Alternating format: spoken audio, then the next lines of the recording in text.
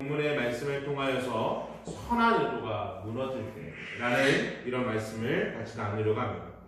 참 선한 의도가 무너질 때 우리 안에 참 이런 일들이 많은 것 같아요. 그러나 이럴 때에도 우리는 하나님을 바라봐야 될 것입니다. 자, 우리 안양삼림교회는요, 하나님의 선택을 받은 선배인으로서 살아가는 거룩한 백성인 것을 인식하고 하나님이 허락하신 교회를 더욱 섬기고 사랑하는 공동체가 되기를 소망합니다. 더불어 오늘 허락하시는 말씀을 받아 기쁨으로 누리며 그 말씀대로 살아가는 성도님들이 되기를 주의 이름으로 축원합니다. 아멘. 요즘에 뉴스를 봐도 항상 암울한 이야기가 많은 것 같아요. 경제는요, 마이너스 0.3% 성장을 했다고 합니다. 0.3% 성장을 한 게 아니고요, 마이너스 0.3% 성장을 했대요. 앞으로의 경제는 더 힘들어질 거라고 얘기해요. 또 이런 예측들이 더 많이 나오고 있어요. 또한 미국이랑 중국이랑 무역 전쟁을 통해서 우리나라의 수출이 막히고 있어요. 사실 우리나라는 수출의 거의 대부분을 의존하고 있는 나라거든요. 그래서 수출길이 막히면 우리나라의 경제는 엄청난 타격을 받을 수밖에 없어요. 그래서 자연스럽게 우리 대한민국의 사람들의 주머니는요, 너무나도 가벼워지기 시작했습니다. 더불어 실업률은요, IMF 사태 이후 가장 높은 수준이라고 이야기합니다. 실업자 수가요, 무려 5%가. 이 5%를 숫자로 환산하면요, 135만 명이 된다고 합니다. 그들이 직장을 잃거나 아니면 직장을 얻지 못한 사람들인 거예요. 자연스럽게 직장이 없으니 물질이 돌지 않고 그러므로 인하여 가정 파탄으로 이어지고 있고요. 더 나아가 자살로도 이어지고 있는 상황입니다. 너무나 암담하죠. 희망이라는 것이 보이지 않는 것 같아요. 분명히 이러한 경제의 모습은요, 뭐든지 잘해보려고 하는 그런 것 때문에 생겨났을 거예요. 분명히 선한 의도가 있었지만 결국 좋은 결과는 얻지 못했던 것이죠. 이런 경제의 무너짐 뿐만 아니라 우리 안에 또 다른 스트레스로 인해서 사람들은요, 아주 예민해지기 시작했습니다. 그리고 아주 작은 일에도 흥분하고요, 분노하고 서로를 향한 비방을 너무나도 쉽게 하는 모습을 보여줘요. 요즘은 생각하지 않고 비난해요. 생각하지 않고 비방을 마음껏, 생각을 이제 머릿속에 생각을 거치지 않고 이야기하는 거. 너무나도 무서운 사회예요. 이제는 선한 의도를 가지고요, 다른 일을 도와주려고 해도요, 그 의도 자체를 믿지 않고 의심해요. 그만큼이나 자기가 누군가가 자기를 도와준다는 걸요, 믿지 않아요. 저 사람 왜 도와줘? 저 사람이 뭐 나한테 원하는 게 있나? 라고 생각하지, 그 사람이 도와주는 걸 정말 선의로 바라보지 않는다는 거예요. 그만큼이나 지금 현대의 사회는요, 사람을 믿지 못해요. 사람이 사람을 정말 믿지 못하는 참 안타까운 일이 우리 안에 너무나도 많다라는 거예요. 그래서 자연스럽게요, 사람들은요, 스스로 고립되고 외로워하고요, 자신을 드러내지 않는 철저히 베일에 감춰져 있는 삶을 사는 것이 요즘 시대입니다. 이런 상황들을 바라볼 때 예전에 제가 사역하던 교회에서의 일이 좀 생각이 나요. 그 교회에서 함께 사역하던 여전사님이 있었는데요. 그 여전사님은요, 자신의 이야기를 하는 것에 극도로 싫어했어요. 자신의 이야기를 하는 걸 너무 싫어했어요. 그러나 어느 날에 교회 일을 처리하기 위해서 어떤 집사님과 차를 타고 가던 중에 그 여전사님에 대한 이야기를 하게 되었어요. 그 내용이 특별한 것도 아니었어요. 과거에 그 여전사님이 어떤 일을 했었느냐.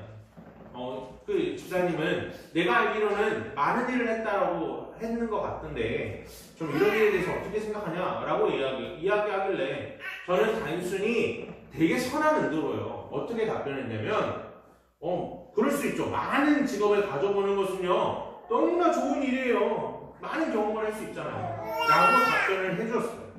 근데 이 대화가 끝이 나고요, 이 대화가 와전이 되고 다른 사람들의 말이 거치면서 아주 웃긴 모습이 돼버린 거예요.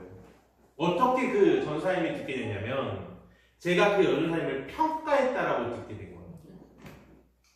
자, 이 말로 인해서 그 전사님이 저에게 잣대처럼 찾아와가지고요. 뭐라고 했냐면 왜 쓸데없이 말을 하고 다니냐. 자기에 대해서. 자기 말을 하는 거 싫어하는지 알고 있지 않느냐. 도대체 무슨 자격으로 그렇게 쉽게 판단하고 그런 말을 하고 다니냐. 라고 말하면서 엄청난 질책과 비난과 비방을 받게 됐어요. 분명히 저는 선한 의도로 한 말이 그리고 그 행동이 도리어 저에게는 큰 비난과 마치 다른 사람을 쉽게 판단하고 그리고 뒤에서 험담하는 사람이 되버려요. 얼마나 억울해요. 정말 억울하다. 그래서 순간 너무 화가 나가지고요. 관련된 모든 사람들을 불러서 삼자대련을 하려고 했어요. 삼자대련을 하면 쉽게 끝날 거니까. 그런데 그 순간 제 머릿속에 확 지나가는 하나님 말씀이 있었어요. 뭐였냐면 원수 갚는 것은 너에게 있지 않고 하나님께 있다라는 말씀이 제 머리를 확 지나가요. 그것이 로마서 12장 19절의 말씀인데 이것이 생각나면서 그 당시의 수모와 수치를 그냥 묻어놨어요. 그냥 지나간 거죠. 그리고 얼마 후에 이 사건에 대한 당사자들이 한 곳에 모여서 그냥 쉽게 웃으면서 대화할 수 있는 상황이 열렸거든요. 그리고 그 대화에 대한 내용들을 다 지나가면서 결론은 뭐였냐면 서로의 생각이 달랐다. 끝이었어. 아무런 문제가 없었던 거예요. 근데 그 당시에 엄청난 비난과 비방을 받고 그 한 번 고착되었던 이미지는 그 여전사님에게 벗어나질 않았어요. 그 여전사님이 그 사역을 그만둘 때까지 저는 비방하는 사람이 되거든요. 이로 인하여 다시금 우리의 모습을 좀 생각해 볼 수가 있었어요.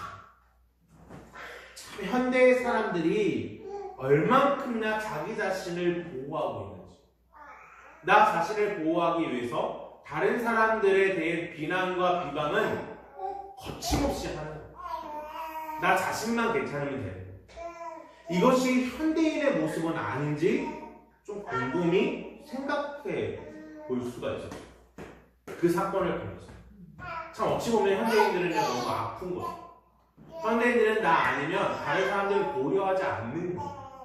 그만큼이나 너무나도 철저히 자기중심적이고 자기만 괜찮으면 되는 이런 모습이 현대인의 모습은 아닌지 하는 생각을 하게 되었어요. 이러한 선한 의도와 상관없이 단편적인 비난으로 결국 전쟁에까지 이른 사건이 오늘 성경 본문에 됩니다. 오늘 같이 읽은 이 본문에 그런 말씀을 하고 있습니다. 그것이 뭐냐면요, 암몬 왕이 다윗의 선한 의도와 상관없이 주변 사람들의 말을 듣고 다윗의 호의를 거절하고 그의 권위와 권세를 철저히 무시한 사건으로 결국 전쟁까지 일어나게 되는 사건을 보여주게 됩니다. 다윗의 입장에서는요, 어찌 보면 분명히 선한 의도를 가지고 조문 사절단을 보내거든요.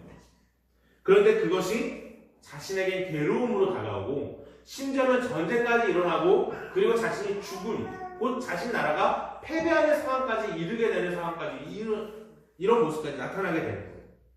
그렇게 본다면 다윗은요 정말 너무나도 힘들고 어려웠어요. 근데 다윗이 참 대단한 것이 뭐였냐면 이 괴로움의 상황 속에서 하나님을 바라봄으로 엄청난 역전을 경험하게 된다.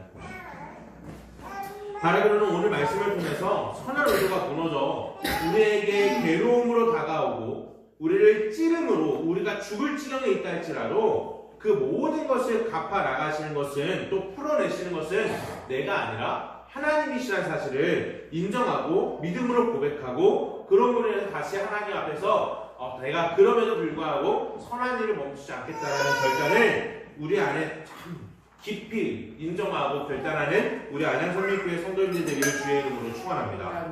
자, 우리 오늘 첫 번째로는요, 선한 의도가 괴로움으로 돌아와도 우리는 선한 행동, 선한 의도를 멈춰서는 안 된다는 것입니다. 오늘 19장, 오늘 본문 1절부터 2절을 읽어보면 이 다윗과 나하스의 관계가 등장을 하게 되는데요. 이 두 사람은 되게 우호적인 관계를 가지고 있다라고 얘기를 해요. 자, 왜 그런 우호적인 관계를 가졌냐면 원래 이 나하스, 곧 암몬 왕 나하스와 사울이 전쟁을 한번 했어요. 근데 전쟁을 했는데 암몬왕 나하스가 패배를 하게 된 거예요. 이 패배를 하고 나서 이 나하스는요 자연스럽게 사울의 정적이었던 다윗과 친밀하게 지낼 수밖에 없었던 것이죠. 그렇게 두 왕의 사이가 되게 친밀한 상황에 있었던 거예요. 이런 상황에서 나하스가 죽음을 맞게 되죠. 그리고 자연스럽게 나하스의 아들이 왕이 돼요. 자, 이런 상황에서 다윗은요 자기와 우호적 관계를 가지고 있었던 나하스에게 또 자연스럽게 그의 아들인 암몬 왕과의 좋은 관계를 가지기 위한 선한 의도를 가지고 조문사절단을 준비해서 보내게 되어져요. 너무 좋은 일이잖아요. 그가 죽은 것은 안타까운 일이지만 그러나 다윗 입장에서는 정말 선한 마음으로 보내는 일인 거죠. 그런데 이것을 받아본 이 사절단에 도착해서 암몬에 도착했는데 이 암몬 왕은요 우호적인 관계를 가지려고 했던 것 같아요. 그런데 이 주변 사람들이 이 사건을 보고 부정적으로 이야기를 하기 시작하는 거예요. 우리 3절을 읽어보면 다음과 같이 얘기하거든요. 암몬 자손의 방백들이 한온에게 말하되 왕은 다윗의 조문사절을 보낸 것이 왕의 부친을 존경한 줄로 여기시나이까? 그의 신하들이 왕에게 나아온 것이 이 땅을 엿보고 정탐하고 전복시키고자 함이 아니니까 하는지라 라고 얘기합니다. 다시 이야기하면 다윗의 조문사절단을 바라보면서 이 암몬 왕의 신하들이 부정적인 이야기를 해나가면서 다윗과 암몬 왕의 사이를 완전히 어그러뜨렸습니다. 참수하는 자가 된 거죠. 결국에는 이들이 이 참수하는 역할을 함으로 인해서 전쟁까지 일어나게 됩니다. 근데 이런 상황들은요 우리 안에 너무나 잘 일어나요. 많이 일어나는 사건들이에요. 이건 성경에서만 일어나는 게 아니라 우리의 삶 속에서도 드러나는 일들이잖아요. 분명 우리가 선한 일을 가지고 선한 마음을 가지고 도와주는데도 불구하고 주변 사람들이 이렇게 이야기하는 사람들이 있어요. 꼭 부정적으로. 제가 일부러 도와주는 것 같아? 뭔가 바래서 그래 라고 이야기하면요 사람의 마음이 흔들리면서 결국 그 사람의 관계가 어그러뜨려지는 경우들이 많단 말이에요. 분명히 나는 선한 의도를 가지고 일했는데 대표적으로 어떤 일이 있냐면요 우리는 선한 의도를 가지고 복음을 전달해요. 그것을 위해서 많이 도와주기도 하고 선물들 주고 해요. 이게 다른 의도가 아니라 정말로 선한 의도거든요. 이렇게라도 복음 한번 들어갔으면 좋겠다. 나는 이런 마음으로 다가가는데 사람들은 어떻게 생각하냐면 어휴 저 그리스도인들 저 예수쟁이들 어떻게든 교회 끌고 가려고 라고 이런 부정적인 이야기를 해나가면서 우리의 선한 의도를 다 깡그리 무너뜨리는 일들이 많단 말이에요. 이런 것처럼 이것은 성경에서만 일어나는 게 아니라 우리 안에서도 많이 일어나는 일들이에요. 결국에는 이런 선한 의도로 시작된 다윗의 조문사절단이요 암몬 왕에게 심각한 수치를 당합니다. 어떤 수치를 당하게 되냐면 첫 번째로는요 수염이 깎이고요. 두 번째로는 엉덩이 볼기까지 겉옷을 다 잘라버려요. 그러니까 하체가 드러난 상태로 내쫓아버립니다. 자, 이 수염을 깎고 볼기까지 겉옷을 자르다라는 의미가 어떤 의미를 가지고 있냐면요. 첫 번째로 이 수염을 자르다는 것은요. 상상하기 힘든 단어가 나올 거예요. 거세한다는 의미. 다시 이야기하면 내실을 만든다는 거죠. 수염을 자른다는 건 거세한다는 의미예요. 왜 이러냐면요. 고대 사회에서의 남성의 상징이 바로 수염이었기 때문에. 다시 얘기하면 이 수염을 자른다는 건 남성성을 잘라버린다는 거예요. 거세를 한다는 거고. 두 번째로 이 볼기 중간까지 자른다는 것은 벗겨서 내쫓다라는 의미를 가지고 있는 거예요. 그런데 중요한 건 이 사절단은요. 누구의 사절단이에요? 다윗의 사절단이죠. 결국에는 이 암몬 왕은요. 누구의 남성성을 거세한 거냐면 바로 다윗을 거세한 것이고 다윗을 벗겨서 내쫓는 행위를 하게 된 것이에요. 그런데 여기서 다윗의 믿음이 등장해요. 다윗이 얼만큼이나 하나님께 이 모든 것을 내어 맡겼는지가 등장을 하게 돼요. 자, 우리 이 부분 5절을 같이 한번 읽어봤으면 좋겠어요. 5절입니다. 시작. 어떤 사람이 다윗에게 가서 그 사람들이 당한 일을 말하니라. 그 사람이 심히 부끄러워하므로 다윗이 그들을 맞으러 보내 왕이 이르기를 너희는 수염이 자라기까지 여리고에 머물다가 돌아오라 하니라 라고 얘기해요. 지금 이 상황 다시 얘기하면요, 다윗은 거세를 당하고 다윗이 벌거벗긴 채로 내쫓겨진 상황이에요. 지금 이 얘기는요, 암몬이 다윗에게 뭐 한 거냐면 선전포고 한 거예요. 나 너랑 상관없고 나 너랑 이제 전쟁할 거야 라고 얘기하는 이 상황이거든요. 그런데 다윗이 뭐라 그러냐면 이들을 데리고 와서 이들을 모습을 보여주면서 너네 나한테 이렇게 했어? 내가 너희들 용서하지 않겠어. 이제 전쟁해. 내가 너희들 공격할 거야 라고 하는 충분한 요건이 돼요. 충분한 이 명분이 된단 말이에요. 그런데 다윗이 어떻게 하냐면 그것을 이용하지 않아요. 도리어 이렇게 잘라져 있고 그렇게 수치를 당한 이들을요 품어주면서 너희는 여리고에 남아서 너희가 수염이 다 자라기까지 거기서 기다렸다가 다시 돌아와. 너희들의 수치를 내가 이용하지 않을 거야 라고 얘기하면서 그들을 덮어주고 더 두 번째로 어떤 행위를 하냐면 이들을 앞세우지 않는다 할지라도 전쟁을 충분히 일으킬 수 있어요. 그럼에도 불구하고 다윗은요 전쟁을 벌이지 않아요. 그들을 공격하지 않는다는 거예요.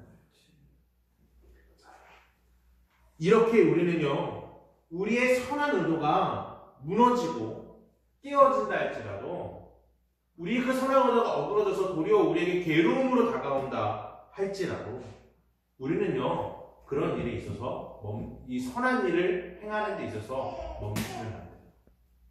사실 우리 사회 안에서 사회생활을 행하는 많은 사람들을 바라보면서 우리의 선한 이 의도가 정말 악용되는 일들이 너무 많아요. 대표적으로 회사 생활을 할 때 아니면 인간관계 안에서 선한 의도를 가지고 다른 사람들을 도와주면 이 다른 사람들이 어떻게 행동하죠? 너무 감사해요. 당신의 선한 의도가 나를 정말 감동시키네요. 이렇게 하지 않죠. 악용해요. 어떻게 악용하죠? 당연한 것처럼 받아들여요. 그리고 이거 안 해주면 더 화를 내요. 그리고 좀 비참하게는 이렇게 선한 의도를 보여주는 사람을 뭐라고 불러요? 바보 천치라고 불러요. 요즘에는. 그만큼이나 사람들은요 선한 의도 자체로 바라보지 않아요. 도리어 그것이 우리 안에서 괴로움으로 다가오고 도리어 그것을 이용해 먹는 이런 모습으로 인해서 우리의 선한 모든 행위들을 멈추게 하는 상황으로 우리에게 치닫는다는 거예요. 그럼에도 불구하고 오늘 다윗의 모습을 바라보면서 우리가 해야 되는 건 뭐냐면요 끊임없이 이 선한 일을 포기하지 않고 행해야 한다는 거예요. 도리어 이 선한 일을 행하다가 공격을 당하고 어려움을 당하는 이들이 있다면 그들을 격려하고 품어주는 일도 우리가 해야 된다는 거예요. 왜냐하면요 갈라디아서 6장 9절을 읽어보면 우리가 선을 행하되 낙심하지 말지니 포기하지 않으면 때가 이르되 거두리라 라고 분명히 말씀하고 있기 때문이에요. 우리의 선한 의도가 무시하고 깨어진다 할지라도요 우리의 모든 것들을 갚으시는 것은 하나님이라는 사실을 믿는다면 우리는 이 선한 의도와 선한 행동을요 멈추지 않을 수 있어요. 그러나 내가 이 모든 것을 갖는다고 한다면 내가 이것을 행한다고 한다면 우리는요 금방 지쳐요. 이 선한 일 다 포기해버려요. 그럼에도 불구하고 우리의 참된 믿음이 있다면 우리는 이 선한 일을 멈추면 안 되는 것입니다. 왜냐면요 로마서 12장 19절에 이렇게 이야기합니다. 내 사랑하는 자들아 너희가 친히 원수를 갚지 말고 하나님의 진노하심에 맡기라. 기록되었을 때 원수 갚는 것이 내게 있으니 내가 갚으리라. 주께서 말씀하시니라 라고 말씀하기 때문입니다. 우리는 그저 선한 의도를 가지고 선한 일을 끊임없이 행하면 됩니다. 그것이 괴로움으로 다가오고 우리에게 포기되어지고 그로 인해서 정말로 짜증나고 더 이상 선을 베풀고 싶지 않는 상황이 우리 가운데 놓여진다 할지라도 나의 모든 것을 갚아 나가시는 것은 하나님이라는 사실을 우리가 인정하고 믿음으로 고백한다면 우리는 그럼에도 불구하고 선을 행할 수 있어요.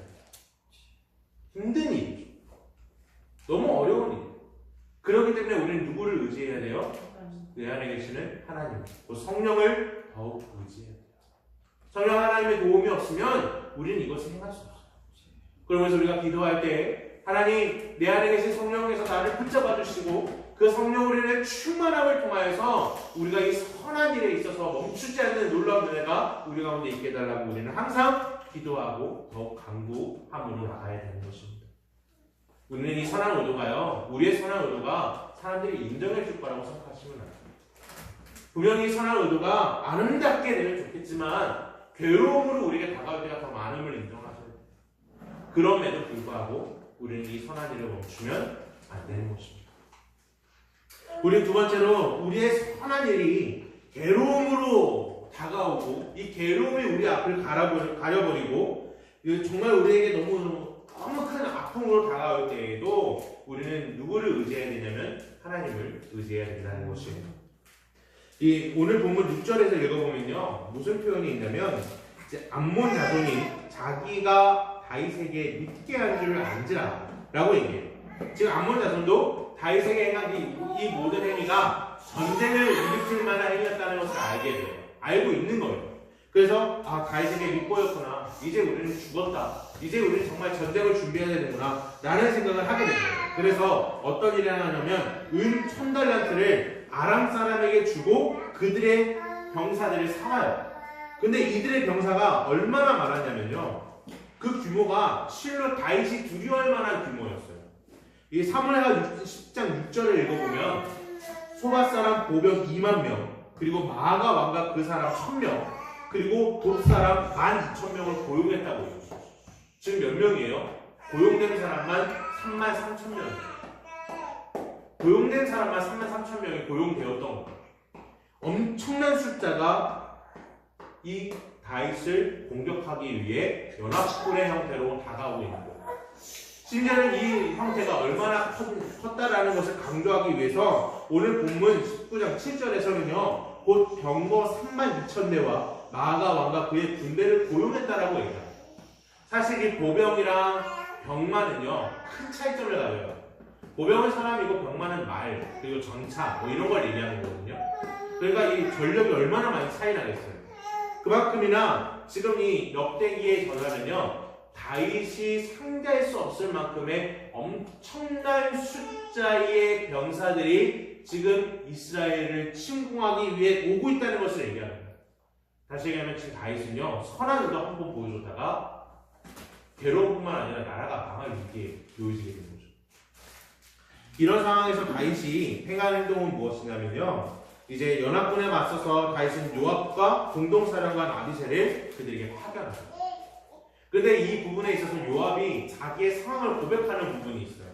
자, 우리 같이 한번 읽어볼까요? 19장 10절에 읽어보면요, 그 상황이 얼만큼이나 위급한지 보여줘요. 자, 10절입니다. 시작. 요압이 앞 뒤에 친 적진을 보고 이스라엘에 뽑은 자 중에서 또 뽑아 아람 사람에 대하여 진을 치고 라고 얘기해요. 지금 다시 얘기하면 어떤 상황이에요? 요압이 가운데 있고 양적이 앞뒤로 포진되어 있는 상황이에요. 그러면 지금 이스라엘 군대는 뭐 당한 거예요? 포위당한 거예요. 포위당한 상황이에요. 이 포위를 당했다는 건요, 결국에는 어떤 상황이냐면 우리는 패배했다는 상황. 이길 수 있는 상황이 아니에요. 심지어는 숫자도 차이가 나고 그리고 포위까지 당했으면 결국에는 패배하는 것이 당연한 상황이에요. 이길 수 없는 것이 그들의 상황이에요. 다윗이 선한 의도로 보낸 그 사절단 한 번의 사건이 결국 모든 이스라엘 군대마저도 패배하고 죽음에 이르게 되는 너무나도 안타까운 사건으로 다가오게 있는 거예요. 결국에 그 괴로움이 우리 앞을 가려버리고요, 결국 죽음이 우리 앞을 가려서 이 선한 의도 한 번 때문에 우리는 모든 걸 잃게 되는 상황에 놓여지게 되는 거예요. 그럴 때 지금 이 요압이 믿음으로 고백하는 모습을 볼 수 있어요. 어떤 모습을 이야기하냐면 19장 13절에 다음과 같이 얘기합니다. 너는 힘을 내라. 우리가 우리 백성과 우리 하나님의 성읍을 위하여 힘을 내자. 여호와께서 선히 여기시는 대로 행하시기를 원하노라 하고 라고 말하고 전쟁에 임해라. 그런데 이제 하나님을 붙들고 하나님을 의지하고 전쟁을 치르는 거잖아요. 그리고 정말 대단한 건 요압이요, 여기 딱 한 번 기도해요. 요압이 군대 장관이잖아요. 용맹한 사람이에요. 모든 것을 자기의 힘으로 이겨낼 수 있던 사람이었을 수도 있어요. 근데 지금 요압이 이렇게 기도한다는 건 요압이 바라봐도 뭐가 없는 거예요? 희망이 없는 거예요. 무조건 지는 전쟁인 거예요. 그래서 요압이 처음으로 기도해요. 성경에서. 그리고 마지막으로 기도해요. 요압의 기도가 여기밖에 등장을 하지 않아요. 그만큼이나 상황은 안 좋은 상황. 선한 의도로 한 번 선을 행했다가 맞은 결과로서는 너무나도 뼈아픈 것입니다. 그런데 요압이 하나님을 바라볼 때 하나님께서 이 모든 원수 갚는 것의 근원이 되실 때 놀라운 사건으로 반전이 일어납니다. 어떤 반전이 일어나냐면요. 이 다음의 성경을 읽어보면 이 전쟁에 대한 결과가 14절과 15절에서 등장을 하는데 요압과 그 추종자가 싸우려고 아람 사람 앞에 나아가니 그들이 그 앞에서 도망하고 요압이 예루살렘으로 돌아오니라 라고 얘기해요. 앞뒤로 포위된 상황에서 요압이 뭐해요? 승리합니다. 요압이 승리하는 사건을 경험하게 됩니다. 이것은 요압이 대단한 장수였기 때문에 가능했을까요? 아니면 원수 갚는 것이 하나님이시기 때문에 가능합니까? 하나님이시기 때문에 가능합니다. 왜냐하면 우리의 모든 인과 응보에 있어서 마치 나에게 선한 일을 하면 이것은 선한 일로 다가올 것이다 라고 얘기하는 거 우리 어디서 많이 봐요? 전래동화에서 많이 보죠. 동화에서 일어나는 일이에요. 현실은 그런가요? 우리 선한 의도로 다가오면 악한 의도로 대갚아오죠. 그러나 선한 의도를 선한 역사로 일으키시는 분은 오직 누구예요? 하나님이라는 사실을 우리 인정해요. 우리의 인간 응보에 대해서 하나님께서 갚으시고 또 그것으로 인해서 응답하신다는 사실을 믿는다면 우리는 선한 일을 행함에 있어서 멈추지 않을 우리의 큰 힘이 이 안에 있다는 것을 우리는 고백할 수 있어요. 그러면서 요압이 이 전쟁에서 승리하게 돼요. 그리고 나서 예루살렘으로 안전히 돌아오고 나서 이 암몬과 그리고 아람 사람들이 포기하지 않아요. 다시 군대를 재정비해서 이스라엘을 다시 재차 공격하게 되었습니다. 그럴 때는 누가 나서게 되냐면요. 그때는 다윗이 나서서 전쟁을 치르게 되는데 이 전쟁을 치르는 이 다윗의 모습을 통하여서 그리고 이 모든 전쟁의 결과를 성경은 다음과 같이 얘기해 줍니다. 얼마나 큰 승리를 하게 됐냐면 성경이 고백하길 이렇게 고백해요. 다윗이 아람 병거 7,000대와 군사와 보병 4만 명을 죽이고 또 군대 지휘관 수박을 죽이네 라고 분명히 말하고 있어요. 엄청난 대승을 이룬 거죠. 사실 완벽한 승리를 얻은 거예요. 지금 다윗의 승리는요, 우리가 다시 고백할 수 있는 건 이거예요. 하나님께서 하나님의 방법대로 갚아주심을 우리는 믿음으로 고백해야 됩니다. 사실 우리 이거 인정하기 쉽지 않잖아요. 하나님이 우리의 모든 것들을 갚아주신다? 우리 이거 정말 믿음으로 고백하기 힘들어요. 내가 선한 의도를 행했지만 악함으로 우리에게 다가올 때 우리가 가장 쉽게 할 수 있는 건 화내는 거예요. 그리고 대갚아주는 거예요. 그런데 하나님이 말씀하시는 건 뭐예요? 내가 갚으니까 너는 가만히 있어. 이거 우리 할 수 있겠냐고. 우리 정말 하기 힘든 일이에요. 그래서 우리 안에 계신 성령 하나님께서 우리를 충만히 채워주지 않으시면 우리는 이거 할 수 없어요. 그러나 오늘 이런 역사를 일으킨 건 다윗이 정말 하나님을 바라봤기 때문에 이 놀라운 전쟁의 승리를 경험할 수 있게 되었음을 우리는 바라보게 되는 것입니다. 그런 것처럼 우리의 삶 속에서도요, 다시 내 안에 계신 성령 하나님을 통하여 우리의 모든 것을 대갚아 주시는 하나님을 바라봐야 돼요. 그 하나님을 바라볼 때 우리의 선한 의도가 다시 아름답게 표현되어지고, 그러면 우리는 정말로 이 놀랍고 크신 은혜로 인하여 우리가 늘 하나님 앞에 세워지게 될 것입니다. 그래서 다윗의 승리를 통하여 우리는 두 가지를 생각해 볼 수 있는데, 첫 번째는 뭐냐면 우리의 억울함은 하나님께서 일하여 갚으신다는 것을 우리는 고백할 수 있고요. 두 번째는 그 하나님을 의지하여 우리는 서로 원망하는 것이 아니라 격려해야 한다는 것을 알 수 있게 되는 거예요. 이러한 곧 내가 선한 의도를 행했지만 악함으로 다가왔지만 그러나 하나님 바라볼 때 하나님께서 이 모든 것을 갚아주시고 우리를 새롭게 힘을 주신다라는 얘기를요, 이 다니엘서에서는 두 가지의 사건을 보여주게 돼요. 첫 번째는 다니엘서 3장에서 보여지고 두 번째는 다니엘서 6장에서 보여지는데, 이 3장의 사건은 어떤 이야기를 하게 되냐면 이 다니엘과 세 친구, 곧 이 사드락과 메삭, 아벳느고가 이 바벨론 왕이 공포한 이야기에 있어서 그 신상에게 절하지 않는 문제 때문에 일어난 사건입니다. 그래서 이에 대해서 이런 절하지 않고 이 신상에게 절하지 않고 기도하는 모습을 갈대아 사람들이 보고 그리고 이에 대해서 왕에게 참소해요. 그럴 때 그 결과로 인해서 이 세 친구들이 다 잡히게 됐고 결국 어디에 들어가냐면 풀물불에 들어가는 거죠.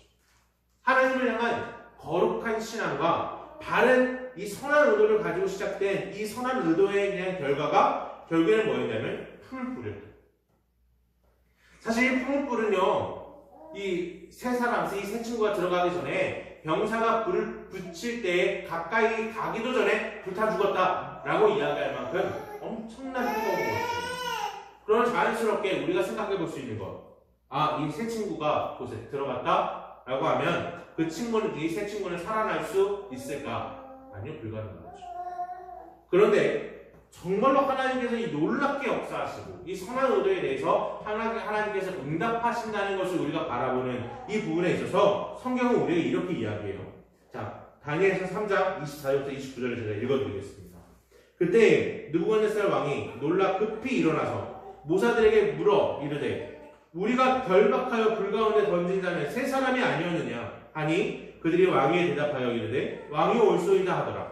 왕이 또 말하여 이르되 내가 보니 결박되지 아니한 네 사람이 불 가운데로 다니는데 상하지도 아니하였고 그 넷째 모양은 신들의 아들 같도다 하고 느부갓네살이 맹렬히 타는 풀물불 악이 가까이 가서 불러 이르되 지극히 높으신 하나님의 종 사드락 메삭 아벳느고야 나와서 이리로 오라 하매 사드락과 메삭과 아벳느고가 불 가운데에서 나온지라 총독과 지사와 행정관과 왕의 모사들이 모여 이 사람들을 본즉 불이 능히 그들의 몸을 해하지 못하였고 머리털도 그을리지 아니하였고 겉옷빛도 변하지 아니하였고 불탄 냄새도 없었다.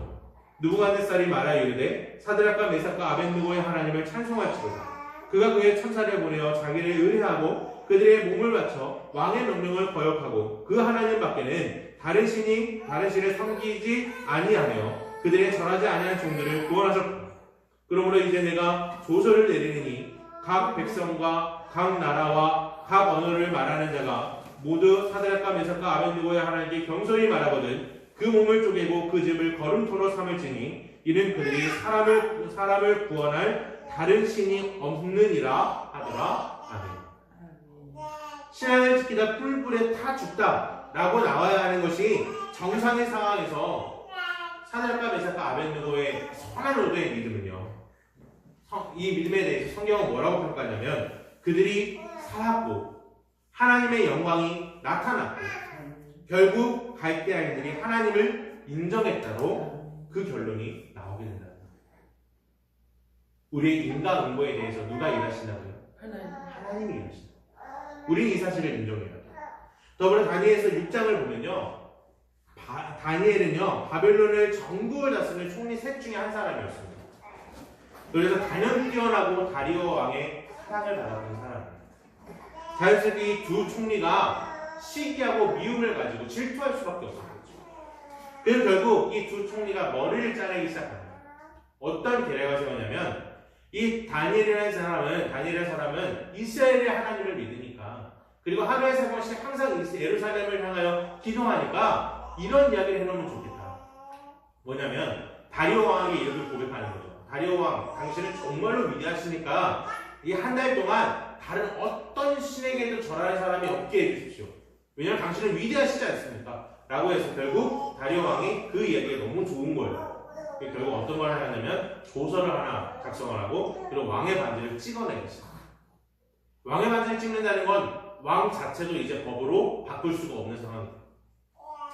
결국 이 상황에 있어서 다니엘이요 이 모든 것을 알고 있음에도 불구하고 하나님을 향한 믿음과 하나님을 향한 선한 의도를 가지고 하던 대로 올라가서 하루에 3번씩 예루살렘을 향하여 기도하게 됩니다. 그것은 이스라엘 백성 이 다니엘의 믿음의 결단이고 아름다운 하나님을 향한 믿음의 고백이죠. 정말 선한 선한 의도를 향한 이 믿음에 대한 결단이고 믿음의 정말 모든 모습이. 근데 이 사실을 보고 이 두 총리가 보고 다리오 왕에게 가서 참소해요. 다니엘이 기도했어. 법을 어겼어. 이제 다니엘을 죽여. 그리고 이 사실 때문에 다리오 왕이 고민하다가 결국에 도장을 자기가 찍었기 때문에, 반지를 자신이 찍었기 때문에 실행을 해요. 결국 어디에 들어가냐면 사자굴에 들어가게 되죠. 이 사자굴에 들어가고 나서 그 다음날 새벽에 다리오 왕이요, 마음이 막 불릴 듯 일어나면서 새벽에 같이 일어나서 바로 이 다니엘을 찾으러 가요. 그래서 다니엘을 애타게 부릅니다. 그때 다니엘이 이렇게 고백해요. 다니엘이 왕에게 아뢰되 왕이여 원하건대 만성무강하옵소서. 나의 하나님이 이미 그의 천사를 보내어 사야들의 입을 봉하셨으므로 사야들이 나를 상해하지 못하였사오니 이는 나의 무죄함이 중요해요. 무죄함이 그 앞에 명백함이 오며 또 왕이여 나는 왕에게도 해를 끼치지 아니하였나이다 아니라 왕이 심히 기뻐서 명하여 다니엘을 굴에서 올라오게 하매 그들이 다니엘을 굴에서 올라온즉 그 몸이 조금도 상하지 아니하였으니 이는 그가 자기의 하나님을 믿음이었더라. 누가 바꾸신 거예요? 하나님이 바꾸신 거예요. 그리고 이 모든 것에 대해서 하나님이 또다시 어떻게 행하시는지를 다니엘서 동일한 6장 24절은 이렇게 이야기합니다. 왕이 말하여 다니엘을 참수한 사람들을 끌어오게 하고 그들의 처자와 함께 사자굴에 던져 넣게 하였더니 그들이 굴 바닥에 닿기도 전에 사자들이 곧 그들을 움켜서 그 뼈까지도 부서뜨렸더라 라고 얘기합니다. 그러므로 다니엘서 3장 6장을 통하여서 확인해 볼 수 있는 것은요, 하나님을 향한 선한 믿음의 행동이 결국 자신들을 죽음으로 몰아넣는 모습을 나타나게 돼요. 왜냐하면 사드락과 메삭 아벤누고는 풀물불에 들어가고요, 다니엘은 어디 들어가요? 사자굴에 들어가죠. 분명히 죽음으로 몰아넣는, 괴로움으로 자신의 앞을 다 가려버리는 상황이 찾아온단 말이에요. 그러나 이 모든 것을 갚으시고 건지시는 것은 하나님이라는 사실을 그들이 믿었을 때 놀라운 반전을 경험하게 됩니다. 우리의 삶 속에서도요, 이런 놀라운 반전은 우리 안에 항상 일어날 수 있는 거예요. 일어나지 않을 수 있죠. 그렇기 때문에 이들이 고백하는 게 뭐예요? 그러지 않을지라도 하나님은 하나님이시라는 거예요. 우리 이런 고백이 우리 안에 있어야 돼요. 이렇게 우리는 살아가야 돼요. 그러면서 내 힘이 할 수 없을 때 자신의 선한 의도가 온전히 무너져 괴로움으로 죽음으로 다가올지라도 하나님을 의지하고 우리는 하나님을 바라봐야 되는 거예요. 왜냐하면 원수 갚으시는 것은 나에게 있지 않고 하나님에게 있기 때문입니다. 그러므로 사랑하는 우리 안양성립교회 성도님들은 선한 의도가 도리어 괴로움으로 죽음으로 다가올 때에도 실망과 절망과 좌절과 포기로 나아가는 것이 아니라 살아계신 하나님이시며 모든 것을 진실과 공의로 판단하시며 이루시는 하나님을 바라보고 그것을 의지하는 그런 믿음의 사람들이 되기를 주의 이름으로 축원합니다. 우린 그럴 때 우리 안에서 우리의 선한 일을 멈추지 않을 수 있어요. 우리의 선한 일이 멈춰지지 않는 하나님만 바라보고 하나님만 사랑하는 우리 너무 하나님이 사랑하시는 우리 안양선민교회 모든 성도님 되기를 주의 이름으로 축원합니다. 주의 이름으로 축원합니다.